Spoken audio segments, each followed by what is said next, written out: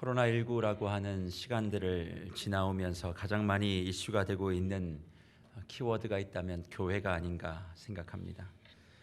건강한 신앙과 신학을 가지고 있지 아니하는 사람들도 교회라고 하는 단어를 사용하고 있기에 세상의 입장에서는 다 똑같다 그렇게 생각하고 우리를 바라봅니다. 우리로서는 억울한 면도 많이 있지만 지금 상황들을 어찌할 수 없이 받아들여야 한다는 것도 부인할 수 없는 사실입니다. 이유야 어찌하든 한국 사회에서 기독교 신앙에 대한 부정적 인식은 날로 커져만 가고 있습니다. 또 그 속에서 교회들은 각자의 입장만을 이야기하고 있고 교회 안에서도 의견과 대립들이 존재하고 있다는 것을 우리는 잘 알고 있습니다. 이런 상황 속에서 목회자인 한 사람인 저는 어떻게 해야 된다라고 하는 그 해답을 고민하기보다 진짜 해답은 교회가 도대체 무엇인가? 교회를 하나님께서 이 땅에 왜 세우셨을까?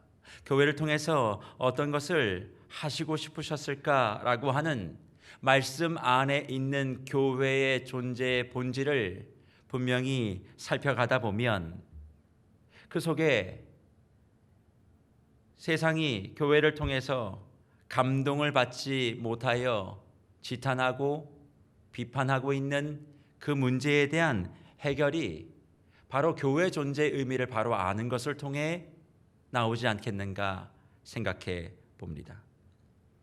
지금의 상황들이 속이 많이 상하고 가슴 아픈 일들이 많이 있지만 그대로 주저앉을 수는 없고 또 이 상황 속에서 교회의 역할들을 분명히 기억하고 교회다움을 회복하게 되어질 때 주님은 지금의 어려운 상황들을 기회로 삼아 이 땅을 치유하시고 회복하시고 분명히 세워 가실 수 있으리라 확신합니다. 그렇다면 교회는 어떤 모습을 가져야 할까요? 이 땅에 세우신 교회의 모습은 도대체 무엇이었을까요? 주님은 이 땅에 교회를 태동하게 하시며 어떤 역할들을 기대하셨을까요? 사실 저 하늘 보좌를 버리시고 이 땅에 오신 예수 그리스도 우리의 죄의 문제를 해결하기 위하여 구원을 위하여 이 땅에 오셨습니다. 그리고 그 사역을 잘 감당하라고 저와 여러분들이 살고 있는 이 땅에 영광스러운 주의 교회를 세우셨습니다. 허나 이 땅에 예수 그리스도가 오시고 난 다음 교회를 바로 세우시진 않았습니다. 만약 그 교회가 구원과 죄 사함의 문제를 이루어가는 해결하는 그 통로였다면 오자마자 예수 그리스도께서 그 교회를 세우시면 될 터인데 예수님께서는 그런 방법을 택하지 않으셨습니다.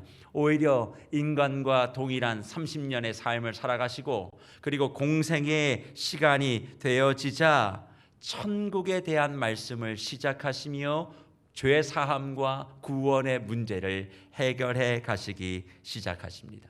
그러니까 어떻게 보면 예수님의 사역의 처음이자 마지막은 천국이었습니다.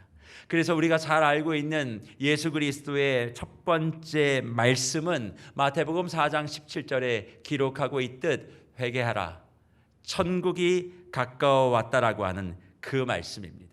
우리가 잘 알고 있듯 여기서 말하는 천국은 지상 낙원을 이야기하는 것이 아닙니다.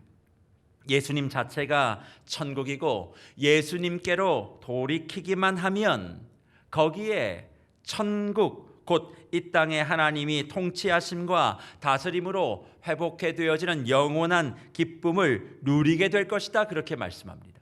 그래서 천국인 예수 그리스도로 돌아가게 되어지면 어떤 복을 받게 되어지느냐? 마태복음 5장을 열면 산상수훈 처음에 팔복이라고 하는 말씀을 우리에게 증거하시면서 심령이 가난한 자가 복을 받을 것이다. 의에 줄이고 목마른 자가 복을 받을 것이다.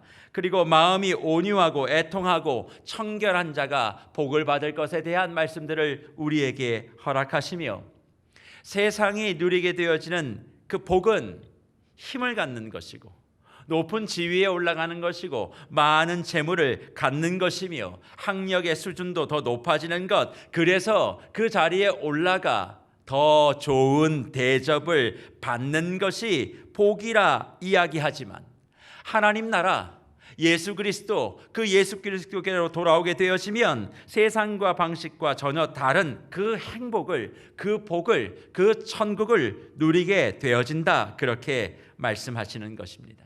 그러기에 회개하라, 천국이 가까워왔다라고 하는 말씀은 특별히 그 당시에 예수 그리스도의 말씀을 들어야 했던 유대인들을 향하여 너희가 하나님을 믿는다라고 말하지만 너희는 세상과 똑같이 높아지기를 원하지 않느냐.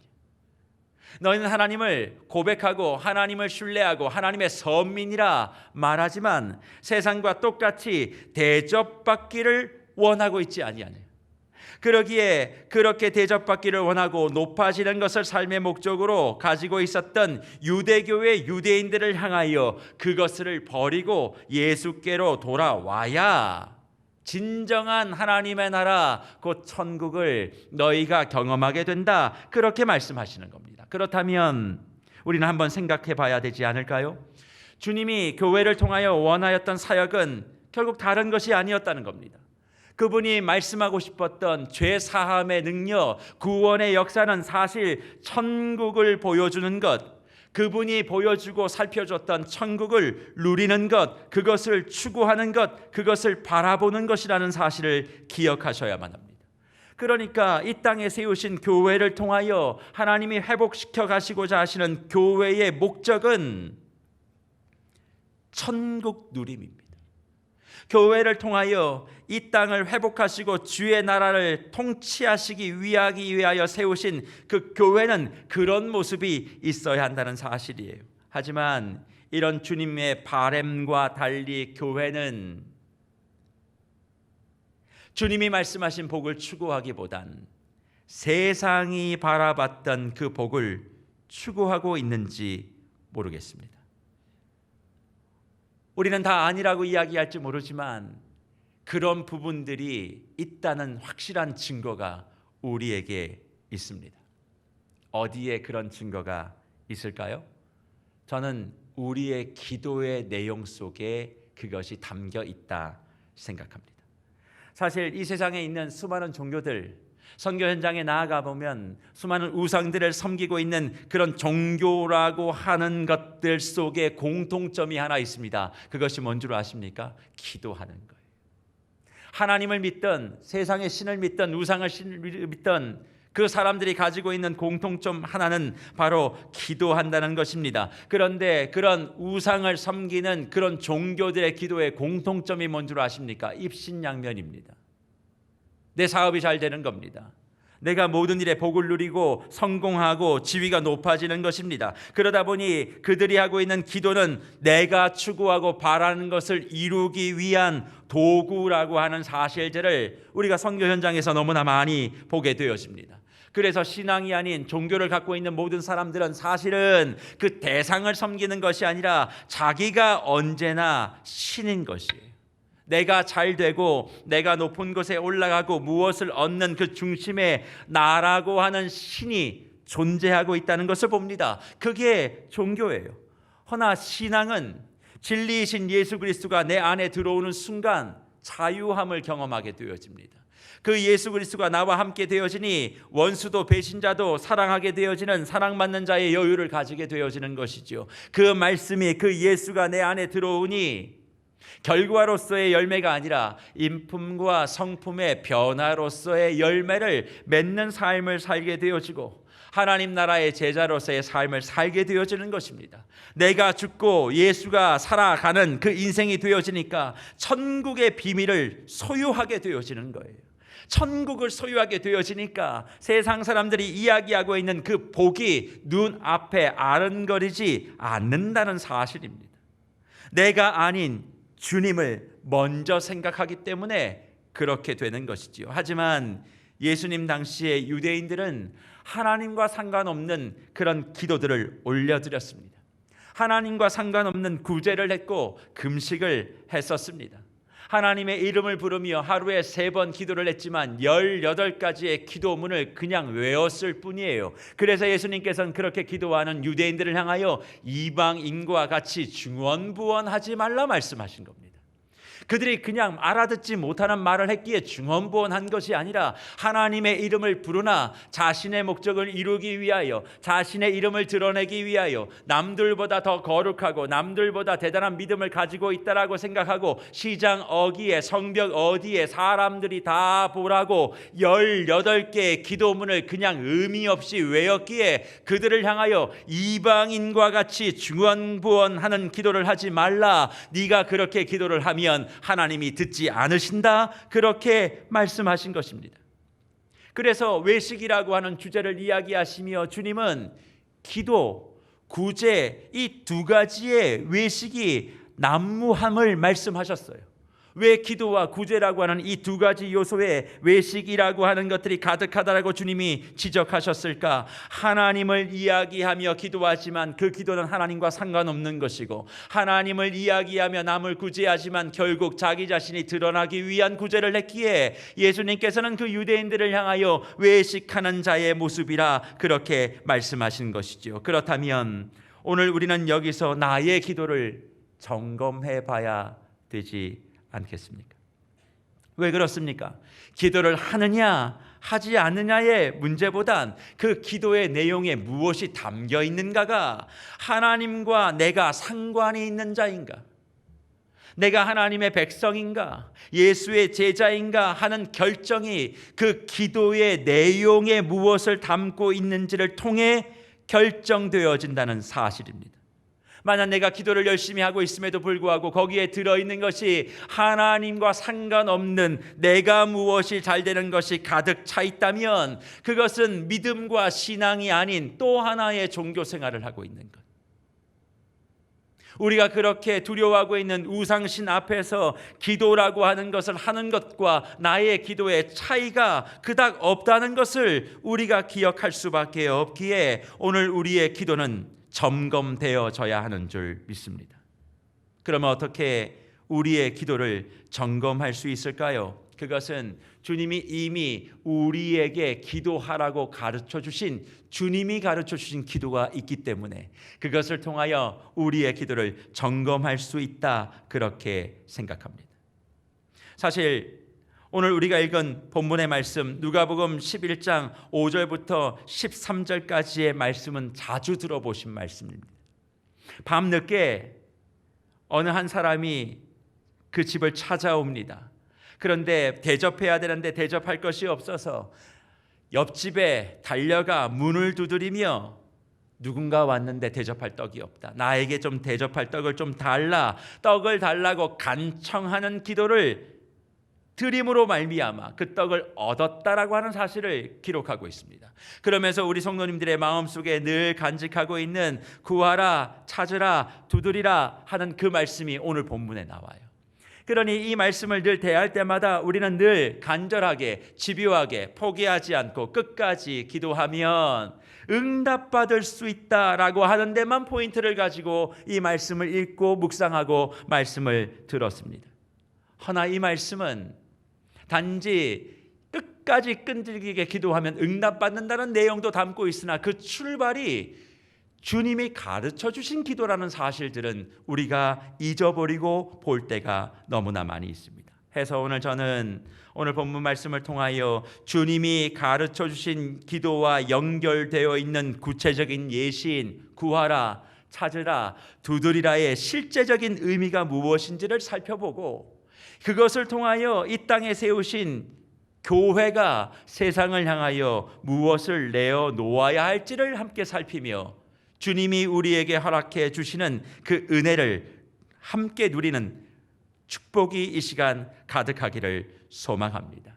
그러면 주님이 가르쳐주신 기도 한번 살펴볼까요? 누가복음 11장 1절부터 4절까지가 주님이 가르쳐 주시는 기도의 내용입니다. 그 가운데 2절 말씀을 한번 살펴보기를 소망합니다. 예수께서 이르시되 너희는 기도할 때에 이렇게 하라. 아버지여 이름이 거룩히 여김을 받으시오며 나라가 임하시옵소서. 그렇게 기도하는 것을 말씀을 하고 있습니다. 그러니 기도의 처음 출발은 다른 것이 아니라 하나님의 이름이 거룩히 여김을 받는 것, 하나님의 나라가 임하게 되는 것, 이것이 핵심이라는 거예요.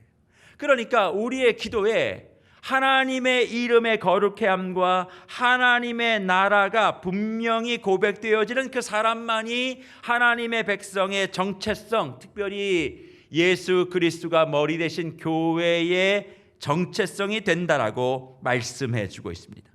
내가 아무리 믿음을 가지고 있고 예배의 자리, 기도의 자리를 지키고 있다 할지라도 내 입술로 나오는 그 고백의 처음이 하나님의 이름이 거룩해 되어지는 것, 하나님의 나라가 임하는 것과 상관없는 것이라면 그것은 주님이 원하시는 기도, 주님이 원하시는 믿음, 주님이 원하시는 신앙이 아니라는 것이죠. 그렇다면 하나님의 이름이 거룩해 되어지는 기도, 하나님이 이 땅에 임하는 그 기도, 그것은 구체적으로 무엇인가? 하나님의 이름을 구하고 하나님의 나라를 구하는 그 천국의 삶의 구체적인 모습은 도대체 무엇인가 질문하실 수 있지 않겠습니까? 그것에 대한 질문의 해답으로 주님은 누가복음 11장 3절과 4절을 우리에게 제시하시며 하나님의 이름을 구하는 자, 하나님의 나라를 구하는 자, 그로 말미암아 천국을 소유하는 교회의 구체적인 모습을 이와 같이 우리에게 말씀해 주고 있습니다. 3절 이렇게 말씀합니다.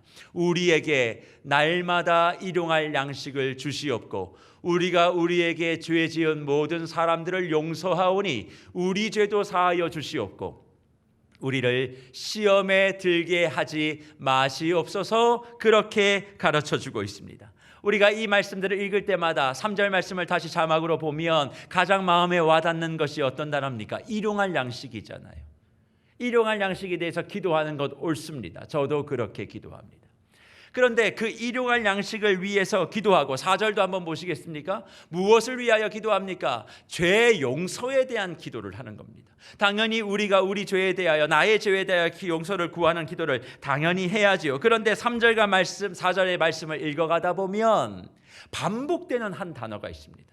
우리 성도님들의 눈 가운데 반복되는 단어, 내가 보고 싶은 단어 말고 반복되며 주님이 강조하고 있는 단어가 무엇이라고 생각하십니까? 그것은 우리라고 하는 단어예요. 우리의 일용할 양식, 우리의 날마다 일용할 양식, 우리에게 죄 지은 그 죄, 우리 죄를 사하여 달라고 일용할 양식과 죄를 말씀하시며 주님은 나의 양식을 위해서 기도하라, 나의 죄를 위하여서 기도하라라고 가르쳐 주지 않으셨습니다. 우리의 양식과 우리의 죄를 언급하십니다. 그러기에 하나님의 이름이 거룩해 되어지는 것, 하나님의 나라가 이 땅 가운데 임하게 되어지는 그것을 이루어내는 교회의 구체적인 삶의 모습은 다른 것이 아니라 우리라고 하는 공동체성, 우리라고 하는 공공성을 추구하는 것이 하나님 나라 백성의 방식이라 그렇게 말씀하는 것이죠. 그러니 교회의 참된 모습은, 예수 그리스도의 온전한 제자의 모습은 내가 아니라 우리를 추구하는 인생이에요. 진짜 예수 그리스도의 삶이 내 가운데 들어와 진리가 내 안에 자유케 되어지고 서로 사랑하게 되어지고 인격과 성품의 변화가 이루어지는 그런 삶이 우리 가운데 누려지게 되어지면 나에 대한 관심이 사라지게 되는 거예요. 대부분 다 우리의 관심이 나에게 있잖아요. 내가 잘 되면 하나님의 은혜, 내가 안 되면 하나님이 안 도와주신 것. 그래서 내가 잘 되면 기분이 좋고 내가 안 되면 기분이 나쁜 거예요. 그러니까 교회 안에서도 사촌이 땅을 사면 배가 아파 죽는 일이 벌어지는 것입니다. 남이 잘 되는 것을 축복하지 못하는 것이 교회 현재의 모습이에요. 왜 그럴까요? 나의 모든 것이 집중되어 있기 때문에. 주님은 우리를 바라보라고 하시는데 여전히 나는 나를 바라보는 거죠. 세상의 중심이 나인 거죠. 그러니 세상이 망해도 내가 잘 되면 그게 축복인 거예요. 그렇게 교회가 가르쳤습니다. 그렇게 신앙생활이라고 종교생활을 빙자하여 지금까지 해온 것이지요. 그러니 내가 먹을 것은 기도하지만 우리가 먹을 것에 대하여는 기도하지 않았습니다. 내 죄의 문제에 대하여는 기도하였지만 내 이웃과 사회의 문제에 대해서는 기도하지 않았어요. 그러니 교회가 온통 내가 잘 되고 내 가정이 잘 되고 내 자녀가 잘 되는 것을 구하는 것 외에 관심이 없었습니다. 특별 새벽 기도를 할 때 내 문제를 놓고 기도는 하지만 이웃의 문제와 나라와 민족을 위하여 기도했었던 경험들이 있으십니까? 이게 지금 우리가 서 있는 이 땅 위의 교회의 현재의 모습인 것입니다. 그러니 주님은 기도라는 것이 단지 너의 소원을 이루고 내가 바라는 것을 성취하는 도구로만 사용되어진다면 하나님과 상관없는 자일 수 있다 말씀하시는 거예요. 하나님과 상관이 없는 그 기도는 결국 하나님이 들어줄 수 없는 것 아니냐라고 되묻고 있는 것입니다. 그렇다면 세계로 교회의 모든 무별 여러분, 지금 저와 여러분들의 기도는 어떠한 위치에 서 있을까요? 기도가 하나님의 나라의 백성으로서의 정체성이다. 기도에 담겨져 있는 내용을 보면 예수 그리스도의 제자인지 아닌지 알 수 있다 말씀하며 주님이 가르쳐 주신 그 기도를 우리 앞에 펼쳐내고 있으십니다. 그리고 그 주님이 가르쳐 주신 그 기도 앞에 우리는 교회로서의 분명한 역할들을 점검해야만 합니다. 그래서 저는 이런 생각을 해보게 돼요. 주님께로 돌아가는 회개의 본질이 도대체 뭘까? 주님이 가르치신 그 기도를 통하여 결국 우리에게 말씀하시는 교회의 핵심이 뭘까? 내가 무언가를 얻고 누리는 것을 포기하는 것이 핵심이에요. 회개란 다른 것이 아닙니다. 나를 내어놓는 거예요.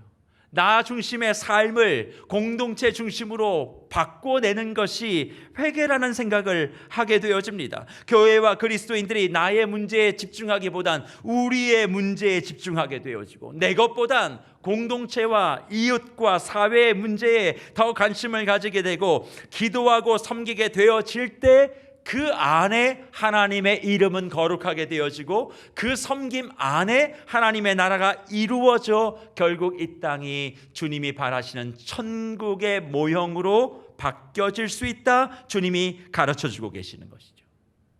그래서 주님이 가르쳐 주시는 그 기도 이후에 오늘 본문에 등장하고 있는 밤중에 찾아온 벗을 대접하는 내용은 단지 구하라, 찾으라, 두드리라를 이야기하는 것이 아니라 주님의 기도의 내용을 어떻게 실행할 것인가, 주님이 가르쳐주신 이 관점으로, 주기도문의 관점으로 오늘 본문이 해석되어질 때 비로소 제대로 그 방향을 찾아낼 수 있다, 그렇게 생각합니다. 그래서 오늘 본문 8절과 10절, 우리가 너무 잘 알고 너무 많이 들었고 너무 많이 가슴속에 담고 있는 구절인데, 기도할 때마다 붙들고 있는 이 구절을 우리가 다시 한번 해석하며 그 의미를 찾아보면 우리의 삶에 하나님 나라의 정체성이 더욱더 아름답게 빛날 수 있기에 오늘 저와 여러분들은 8절부터 10절까지의 말씀을 한번 같이 읽고 그 말씀 속에 있는 의미들을 저와 함께 찾아보는 시간들을 가지려고 합니다. 오늘 8절과 9절과 10절의 말씀 다 같이 읽습니다. 내가 너희에게 말하노니 비록 벗됨으로 인하여서는 일어나서 주지 아니할지라도 그 간청함을 인하여 일어나 그 요구대로 주리라. 내가 또 너희에게 이르노니 구하라, 그러면 너희에게 주실 것이요, 찾으라, 그러면 찾아낼 것이요, 문을 두드리라, 그러면 너희에게 열릴 것이니 구하는 이마다 받을 것이요, 찾는 이는 찾아낼 것이요, 두드리는 이에게는 열릴 것이니라. 아멘. 이 구절을 읽으시면서 어느 구절에 제일 마음이 와 닿으셨습니까? 10절이지요. 받을 것이요, 찾을 것이요, 열릴 것이리라. 우리는 이 얘기만 들으면 그냥 가슴이 벌렁벌렁거립니다. 너무 좋은 거죠. 주님, 내가 구하는 것마다 다 받게 해주십시오. 찾는 것마다 다 찾게 해주십시오. 두드리는 것마다 다 열리게 해주십시오. 그것이 얼마나 마음속에 큰 감동이 있는 것입니까? 허나 핵심은 그 내용이 아닙니다. 당연히 그것도 들어있음을 저는 부인할 수 없어요. 그러나 본문을 다시 묵상하고 문맥의 흐름들을 살펴보며 여러 가지 누가복음에서 말씀하고 있는 내용들을 하나 둘씩 분석해 가다 보면 과연 이것이 끈질기게 기도하면 얻는다는 뜻일까? 그게 아니라는 거예요. 핵심은 벗됨을 위해서 주는 것이 아니다. 8절 말씀에 비록 벗됨을 위하여 내가 지금 떡을 주는 게 아니야, 그렇게 분명히 얘기해요. 그러니까 친구 사이에 가까운 관계이기 때문에 내가 주는 것이 아니라 너의 간청함을 인하여 주는 것이다. 그러니까 목사님 맞잖아요. 간청함, 애타게 그렇게 간구하면 준다는 그 이야기가 아닙니까? 라고 물으시는 분들에게 성경은 뭐라고 얘기하냐? 이 간청함이 어떤 간청함이냐는 거예요. 지금 이 간청함이 내 먹을 것이 없어서 구하는 간청이었습니까? 아니에요. 밤중에 자는데 나그네가 길을 가다가 내 집에 거하는 거예요. 그럼 유대 문화에선 객이 들어오면 대접하지 않은 건 명예롭지 못한 일이에요. 그러니까 한밤중에 대접하려고 자신의 식탁을 뒤졌는데 뭐가 없어요? 떡이 없는 거예요. 그러니까 대접하기 위하여 옆집을 달려가 한밤중에 문을 두드린 거예요. 근데 그 사람이 나와서 이야기하는 거죠. 내가 너하고 친구 사이기 때문에 주는 게 아니라 너의 간청함이 너의 먹을 것을 위함이 아니라 가난하고 어렵고 소외되어 있는 그 이웃을 위하여 간청하는 것이기에 내가 내어놓는 것이다. 그 얘기를 지금 하고 있는 것입니다. 그러니 이 말씀은 내가 원하고 내가 바라고 내가 목적하는 것을 얻기 위하여 목숨을 걸고 구하고 찾고 두드리면 주시겠다는 내용이 아닌 거예요. 결국 주기도문에서 이야기하는 것처럼 내가 아닌 우리를 위하여 기도하고 간구할 때 나의 문제가 아닌 어렵고 힘든 이들을 바라보며 그들의 눈물을 닦아주며 그들의 아픔을 해결하기 위하여 그렇게 기도하면 주님이 주시겠다는 내용을 담고 있는 것입니다. 그렇기에 그 응답의 결과 너희가 그렇게 간청함으로 말미암아 받게 되어지는 최고의 선물이 무엇이냐? 오늘 성경은 13절에 그것을 성령이라 말씀하십니다. 13절 뭐라고 이야기합니까? 너희가 악할지라도 좋은 것을 자식에게 줄 알거든. 하물며 너희 하늘 아버지께서 구하는 자에게 뭘요? 성령을 주시지 않겠느냐? 그렇게 말씀하시는 거예요. 구하는 자에게 성령을 주시는 거예요. 그러면 지금 이 벗된 사람이 성령을 구했습니까? 아니에요. 이웃을 대접하기 위하여 밤중에 문을 두드리며 간청했을 뿐입니다. 그러니까 그의 응답이 성령을 주신 것이다. 그렇다면 이 말씀은 다른 이야기를 하는 것이 아니죠. 하나님의 이름의 거룩함을 위하여 이 땅에 하나님의 나라의 임함을 위하여 내가 아닌 우리를 바라보며 자신의 고난을 선택한 주의 사람들에겐 최고의 선물 성령을 줄 것이다. 그러면 그 성령이 기도 응답으로 나타났을 때에 구체적으로 우리에게 어떤 모습이 이루어진다라고 말씀하실까요? 누가복음은 사도행전과 겸하여 읽어야 그 해답을 알 수 있습니다. 그래서 성령을 최고의 선물로 받은 사람에게 나타나는 구체적인 모습을 사도행전 2장 43절과 45절은 이렇게 우리에게 이야기합니다. 사람마다 두려워하는데 사도들로 말미암아 기사와 표적이 많이 나타나니 믿는 사람이 다 함께 있어 모든 물건을 서로 통용하고 또 재산과 소유를 팔아 각 사람의 필요를 따라 나눠 주었다. 그렇게 말씀하는 거예요. 오순절 성령 강림 사건들이 임하고 난 다음에 사도들이 기사와 표적이 많이 나타났지만 그들 중에 가장 중요한 것은 뭐냐면 각 사람의 필요를 따라 나눠주기 시작했다. 성령이 임하게 되어지니까 나타나는 능력이 무슨 기사와 이적이 나타난 것이 아니라 각 사람의 필요를 따라 그 어려움을 채워주는 모습으로 나타났다. 사도행전이 이야기합니다. 더불어 사도행전 4장 32절과 35절을 보십시오. 뭐라고 얘기합니까? 믿는 무리가 한 마음과 한 뜻이 되어 모든 물건을 서로 통용하고 자기 재물을 조금이라도 자기 것이라 하는 이가 하나도 없었더라. 사도들이 큰 권능으로 주 예수의 부활을 증언하니 무리가 큰 은혜를 받아 그 중에 가난한 사람이 없으니 이는 밭과 집 있는 자는 팔아 그 판 것의 값을 가져다가 사도들의 발 앞에 두매 그 다음이요 그들이 각 사람의 필요를 따라 나누어 줌이라 그렇게 말씀합니다. 오늘 본문 33절 한번 그래서 4장 33절 보십시오. 사도들이 큰 권능 성령을 받는 거예요. 성령을 받으니까 주 예수를 증언하죠. 그래서 무리가 큰 은혜를 받았대요. 그럼 큰 은혜를 받았던 구체적인 은혜의 징표가 뭐예요? 각 사람의 필요를 따라 나눠주는 거죠. 그러면 사도들이 큰 권능을 받았다고 하는 성령을 받았던 징표가 뭐예요? 32절을 볼까요? 이렇게 되어 있습니다. 자기 재물을 조금도 자기 것이라고 얘기하지 않는 거예요. 내 것이 없는 거예요. 내 중심이 아닌 거예요. 성령의 권능은 그런 거예요. 성령이 내게 임하게 되면 내 것이 없어지는, 나 중심적인 생각이 사라지게 되어지는 것.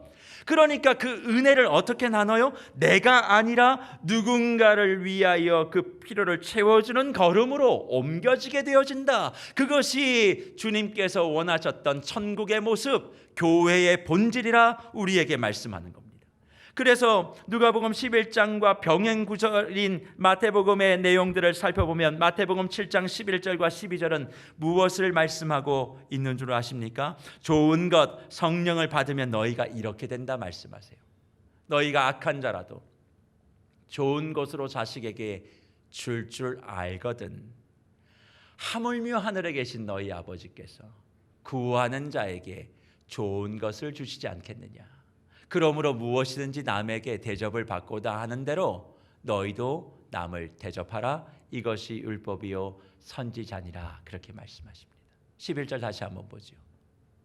너희가 악한 자라도 좋은 것, 누가복음에서 이 좋은 게 뭐였습니까? 성령이지요. 성령을 너희에게 주신다. 분명히 주신다. 그러면 어떤 일이 벌어지느냐? 12절 남에게 대접받고자 하는 대로 너희가 남을 대접하며 살 것이다. 그렇게 말씀하고 있는 거죠. 주 안에 사랑하는 세계로교회 모든 무별 여러분, 하나님의 이름을 위한 삶, 내가 아닌 우리를 위한 삶, 하나님의 백성 예수 그리스도의 제자의 삶으로서의 기도로 얻게 되어진 그 성령이 내게 임하게 되어지면 나의 필요를 구하지 않아요. 나에게 관심이 별로 없어요. 그건 그냥 하나님의 손에 붙들린 거예요. 하나님이 나를 헤아리시고 하나님이 나를 이미 알고 계시기에 내 인생은 주님 앞에 보장받은 인생이에요. 예수를 믿음으로 고백하는 그 순간 내 길은 하나님이 책임지실 거예요.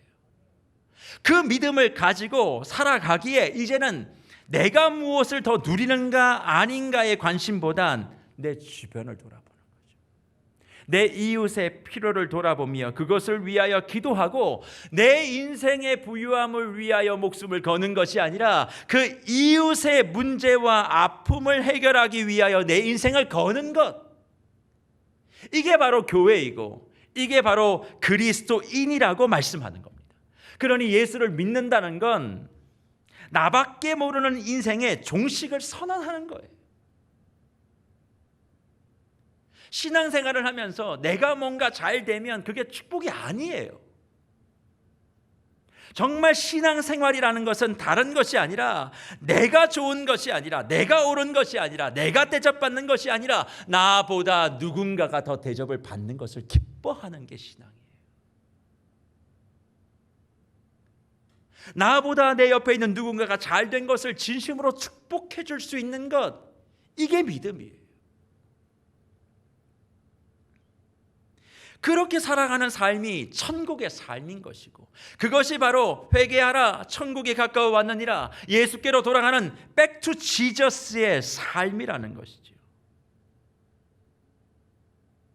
그런데 보십시오. 예수께로 돌아가자, 말씀으로 돌아가자, 백투 지저스를 외치는 것이 아니라 백투 제루살렘을 외쳐요. 최근에 한 단체에서 그것을 외치면서 자기들만의 좋은 것들만을 공유하다가 얼마나 지역과 사회를 힘들게 만들었습니까? 그런데 그것이 어느 한 단체의 모습이 아니라 우리의 모습일 수 있지 않을까요? 남들이 어떠하든 나만 좋으면 돼. 남들이 힘들든 나만 배부르면 돼. 그게 축복이야. 하나님이 나를 너무 사랑하시나 봐. 과연 그렇게 이야기하는 것들이 오늘 본문의 말씀과 비춰봤을 때 옳은 모습이라고 할 수 있을까요? 이 땅에 교회를 세우신 주님의 목적은 그것이 아니었는데 그것과 상관없는 삶을 내가 살아가고 있고 교회가 그리스도인들이 그런 모습을 살아왔기 때문에 어쩌면 생각하지도 못했던 그런 거친 이야기들을 듣고 있는 것은 아닌가, 제 마음속에 많은 생각들을 가지게 되어집니다. 그런 차원에선 내가 바라고 내가 좋고 그것에 열심을 결부시켜서 성장했던 우리 교회의 이면에 드리운 그 그림자를 코로나19를 통해서 주님은 드러내놓고 계신 것은 아닌가 생각해 봅니다. 다시금 교회다움을 생각해 봐라. 세상의 쓴소리가 아프지만 세상의 쓴소리를 감동으로 변화시켜야 될 책임이 우리에게 있다라고, 도전하고 있다라고 생각해 봅니다. 지역과 함께하지 아니한 교회가 무슨 의미가 있겠습니까? 이웃과 공감되지 아니하는 그 사역이 성령을 선물로 부여받은 교회의 사역이 될 수 있겠습니까? 주님의 이름과 하나님의 거룩을 위하여 살아가야 될 사명이 우리에게 있기 때문에 코로나 대유행의 중심에 서 있는 교회와 그리스도인들은 가슴 아프지만 다시 한번 주님이 가르쳐주신 그 기도의 내용에 자신을 비추어 보며 하나님이 이루시고자 했던 교회의 모습이 무엇인지를 분명하게 방향 설정을 하고 그 모습을 향해 한 걸음 두 걸음 걸어가야 한다라고 생각합니다. 그런 점에선 저는 감히 이 땅에 계시는 모든 분들, 무엇보다 말도 안 되는 그런 사람들이 교회의 이름을 빌려 쓰고 교회와 상관없는 그런 단체들, 그런 학교들, 그런 것들로 말미암아 생계와 사업과 가게 운영에 피해를 보신 모든 분들께 진심으로 죄송한 마음을 드리고 싶습니다. 이런 이야기를 하면 또 어디에선 저것도 거짓말일 거야. 그러나 그것을 어떻게 받아들이든 저는 죄송한 마음을 꼭 드려야 한다고 생각합니다. 낮아지는 자리에 머물러야 하고 대접받기보단 대접하는 자리에 서 있어야 하는 것을 몸소 보여주시며 제자들의 발까지 닦아주시며 교회는 이래야 해, 그리스도인들은 그러해야 해 라고 보여주신 것이 예수님의 가르침이신데, 우리는 하나님의 이름을 이야기하지만 더 높은 곳, 더 좋은 것, 더 많은 것, 더 큰 것, 그 성공을 위하여 기도할 때가 많았고 자녀들이 더 좋은 학교에 가야 된다라고 하는 목표 위에 영어를 가르치고 거기에 좋은 점수를 얻어 좋은 대학을 보냄과 동시에 신앙교육을 시킨다라고 하는 미묘한 껍데기를 거기 위에 씌워서 움직여지고 있는 몇몇 학교들의 면면을 보십시오. 그게 과연 거기에 있는 구성원들의 문제일까요? 성공과 신앙을 교모하게 엮어서 그것이 응답이고 축복이라고 가르쳤던 우리의 잘못된 모습은 혹시 없다라고 할 수 있겠습니까? 내가 빛이요 길이요 진리라고 말씀하신 예수님의 가르침 앞에 예수의 길, 예수의 진리, 예수의 빛과는 상관없는 길을 걸어가고 있으면서 그저 간청하고 간절하게 열심을 다해 무엇을 하면 응답해 준다, 응답이 없으면 하나님이 나 사랑하지 않는 것이다, 무언가 그런 결과물을 가지고 서로가 서로를 바라보고 있는 교회라면 그 교회가 과연 주님이 이 땅에 세우고 싶으셨던 그 교회인지는 우리가 분명한 해답을 찾을 수 있을 것이라 생각합니다. 그래서 저는 오늘까지 6번에 걸쳐 함께 가는 목회 방향 시리즈를 설교해 왔습니다. 다음 주에 7번째 설교를 마무리하게 되어지면 함께 가는 목회 방향 말씀 시리즈는 마쳐집니다. 함께 가는 목회 방향 시리즈를 생각하고 준비한 것은 목회라는 것이, 목회자 한 사람이 흔히 생각하는 목회 철학, 그 방향, 그것이 모든 것이 될 수 없다고 저는 생각했습니다. 목회란 목회자가 앞서가는 것이 아니라 목회자보다 더 앞서가시는 대목자장 되신 예수 그리스도, 그 예수 그리스도가 함께 걸어가 주실 때 그게 목회가 될 수 있고 그것이 하나님이 원하시는 교회로서 이끌림될 수 있다라고 생각했습니다. 그래서 함께 가는 목회 방향 시리즈가 단지 성도님들과 함께 갔다는 그런 의미가 아니라 예수 그리스도와 함께 가는 목회 방향, 예수 그리스도가 앞서가시는 목회 방향, 그 7가지를 따라가겠다고 하는 저의 다짐이었습니다. 이것을 이야기할 때 어느 사람들은 성도들의 비율을 맞추겠다는 이야기로 받아들이시는 분들이 있다, 그렇게 이야기하는데 아니에요. 저는 그런 생각이 전혀 없습니다.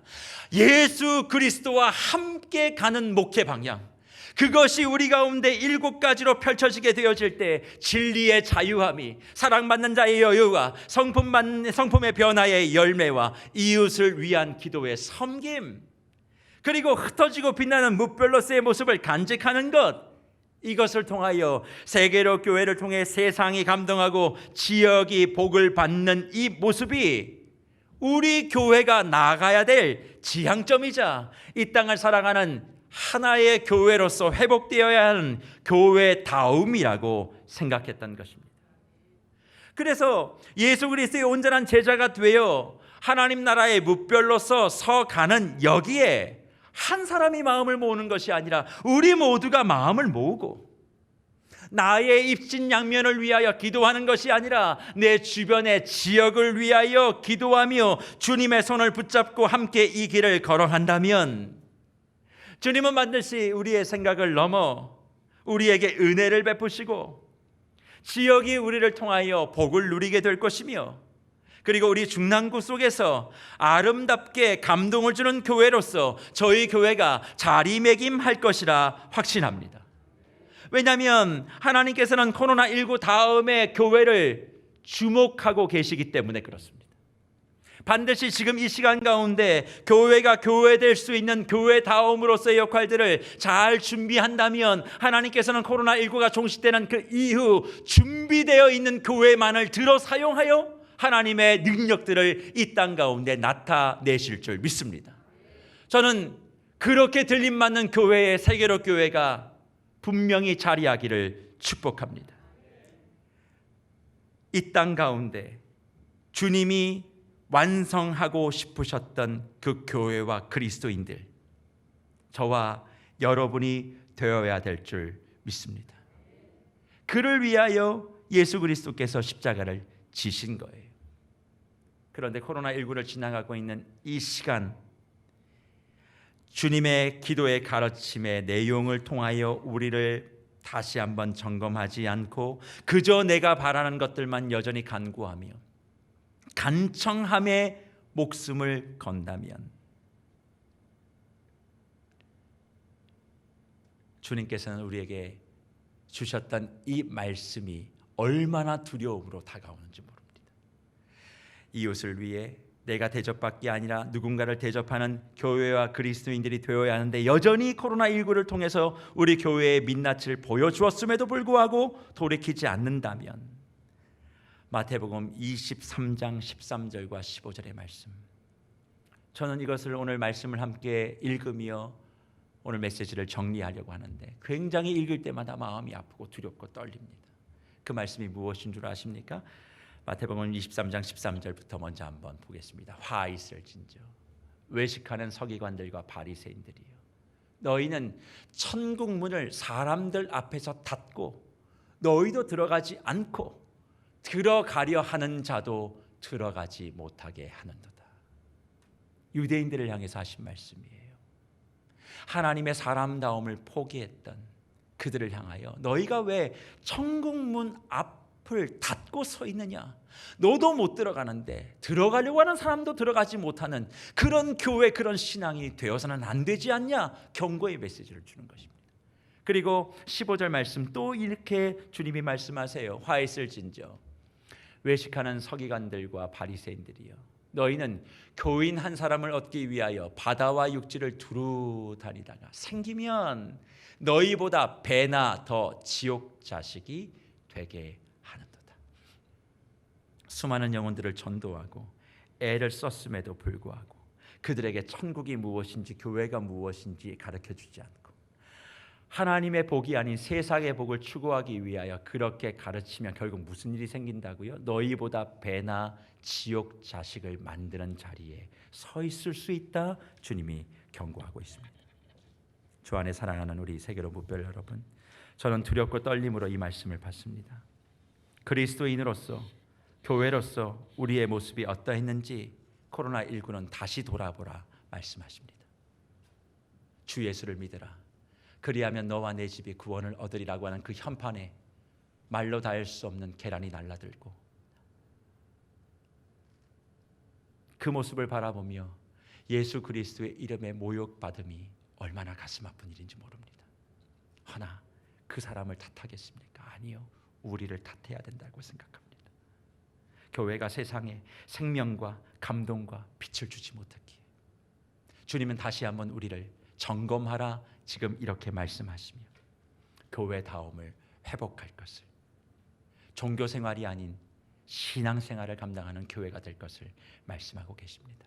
그래서 우리의 삶에, 우리의 신앙에, 우리의 교회의 모습에 오직 주님이 원하셨던 교회의 온전한 모습이 세워지기를 바라고, 코로나19가 끝나고 난 다음 주님께서 가장 귀하고 정결한 교회로 우리 교회를 지목하셔서 하나님 안에, 또 지역 안에 큰 은혜와 사역들을 감당하시는 저와 여러분이 되시기를 간절히 주의 이름으로 축복합니다.